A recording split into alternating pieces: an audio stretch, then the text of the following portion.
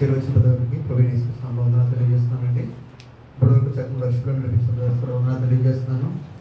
దేవుడు జూలై మాసం చివరి ఆదివారం నుండి ఇప్పటివరకు మన సజీవులకు నెలలో వచ్చిన విధానం బట్టి ఒకసారి స్తోత్రాలు తెలియజేద్దామండి. స్తోత్రం స్తోత్రం స్తోత్రం. చక్కని వర్షాలు కూడా ఇచ్చిన విధానం బట్టి స్తోత్రాలు తెలియజేద్దాం. స్తోత్రం స్తోత్రం స్తోత్రం. ప్రతి ఒక్కరు కూడా అండి అనేక చోట్ల వరదలు వచ్చి అనేక ప్రాంతాలు మునిగిపోతున్నాయి. మా విలేజ్లో కూడా వరదలు వచ్చాయండి. మీ యొక్క పర్సనల్ ప్లేస్లో కూడా వరదల నుంచి తప్పించలాగా మీ యొక్క ప్రార్థనలు గుర్తు చేసుకోండి. ప్రతి ఒక్కరు కూడా క్రితం తర్వాత 10వ ఆధారము ఈ దినముకి ఏర్పరచుకునే పత్రికా పాఠం చెప్తాను, దయచేసి నోట్ చేసుకోండి. మొదటి పాఠంగా ఇర్మియా గ్రంథము 7వ అధ్యాయము 1 నుంచి 7 వరకు. ఇర్మియా గ్రంథము 7వ అధ్యాయము 1 నుంచి 7 వరకు. రెండవ పాఠంగా హెబ్రీయులకు రాసిన పత్రిక 3వ అధ్యాయము 7 నుంచి 15 వరకు. హెబ్రీయులకు 3వ అధ్యాయము 7 నుంచి 15 వరకు. మూడవ పాఠంగా మత్తయి సువార్త 11వ అధ్యాయము 16 నుంచి 24 వరకు. మత్తయి సువార్త 11వ అధ్యాయము 16 నుంచి 24 వరకు అండి. క్రితం తర్వాత 10వ ఆధారము ప్రారంభ గీతము.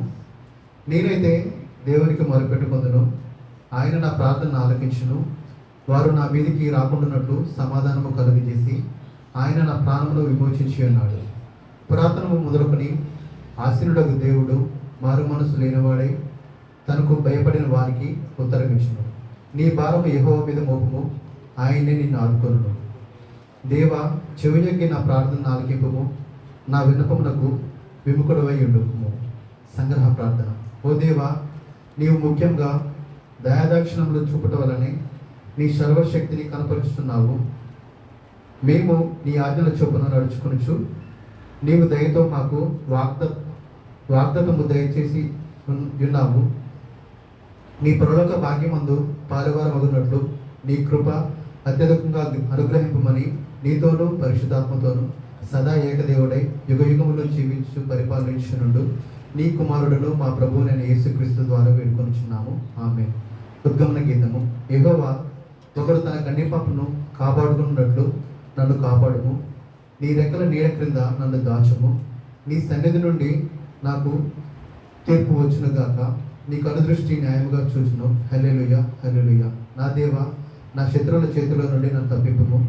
నా మీద పడు వారికి చిక్కకుండా నన్ను ఉద్ధరించుము. హల్లెలూయా.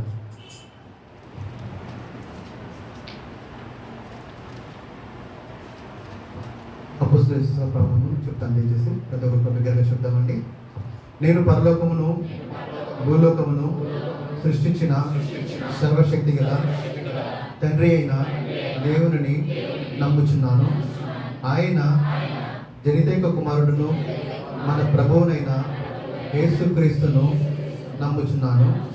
ఈయన పరిశుద్ధాత్మ చేత గర్భమున ధరింపబడి కన్య అయిన మరియ నుండి పుట్టి పొంతి పిలాతు క్రింద శ్రమపడి శిలువ వేయబడి చనిపోయి సమాధి చేయబడనియు పాతాళంలోనికి దిగి చనిపోయిన వారిలో నుండి 3వ దినమందు లేచి పరలోకమునకెక్కి సర్వశక్తి గల తండ్రి అయిన దేవుని కుడి చేతి వైపు కూర్చుని ఉన్నాడనియు జీవించు వారికి చనిపోయిన వారికి న్యాయము తీర్చుటకు అక్కడ నుండి వచ్చుననియు నమ్ముచున్నాను.